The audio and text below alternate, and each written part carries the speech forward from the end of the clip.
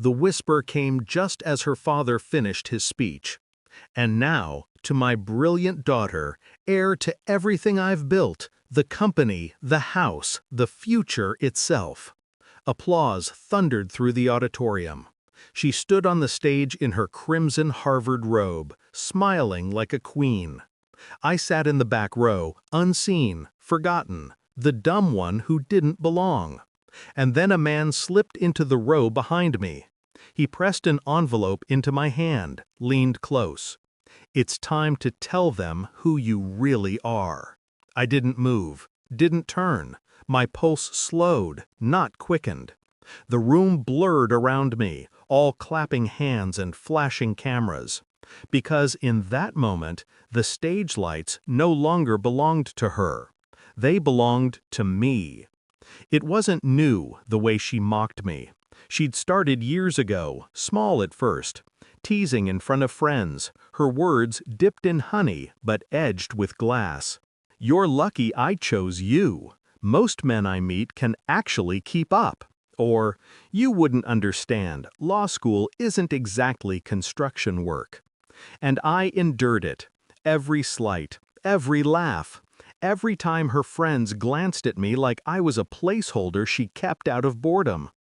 Her father was worse, a man who never looked at me without a sneer. "You'll never be more than a shadow in her life," he once told me over dinner. My wife laughed then, nodded, and kissed his cheek. I stayed silent. Because silence sharpens into a weapon if you let it. After that graduation night, I didn't confront her. I didn't open the envelope right away. Instead, I studied. Slowly, patiently. The envelope contained fragments, a name, a trust, a trail of documents that didn't belong to a fool. To me. I traced the edges of it in secret.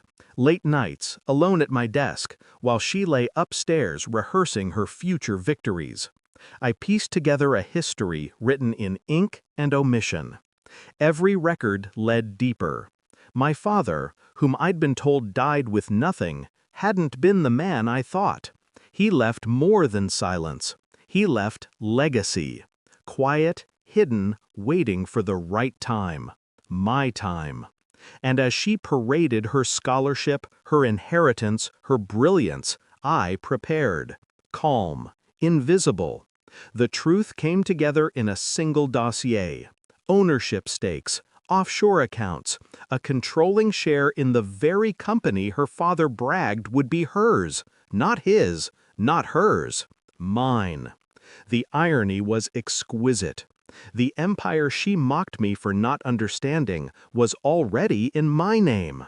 My father's legacy had wrapped its arms around me, and she never saw it coming. I tested the strength of the documents, had them verified by people she didn't even know existed. Each confirmation was a blade honed sharper, ready for the moment I chose. And still, I waited.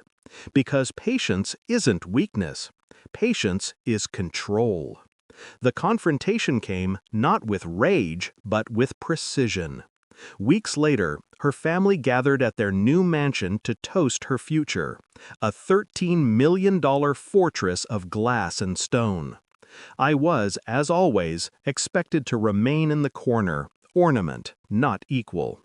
She raised a glass, her father beside her, Tesla keys gleaming on the table. The guests clapped, laughed. That's when I placed the dossier down between the champagne flutes. No words, just paper. She glanced at it, confused. Her father leaned in, skimmed a page, then froze. The color drained from his face, that arrogance cracking into disbelief. "What is this?" he muttered, voice trembling. "The truth," I said, my voice low, even, cold. Her eyes scanned faster, her breath quickening. Paragraph by paragraph, her certainty unraveled. And when she looked up at me, the room had already shifted. I wasn't the fool in the corner anymore. I was the man holding the deed to their lives. Her father stood, rage boiling. "Impossible! This isn't real!" But it was. Every signature, every seal, verified, ironclad. She reached for my arm, a reflex of desperation. Why didn't you tell me? I pulled away, calm. Because you wouldn't have listened. You never did. The silence of the guests pressed in. The air turned heavy, suffocating.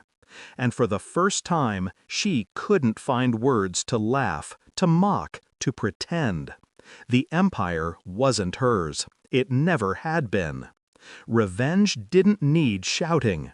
It lived in the stillness, in the way their faces collapsed under the weight of truth. I didn't claim victory that night. I didn't gloat. I left the dossier on the table and walked out. Their mansion echoed with whispers as I stepped into the night. The door closed behind me, and with it, years of humiliation. Now I sit in the quiet of a different house, one that is mine, not because it was given, but because it was always meant to be. She calls sometimes, messages filled with apologies, explanations, desperation.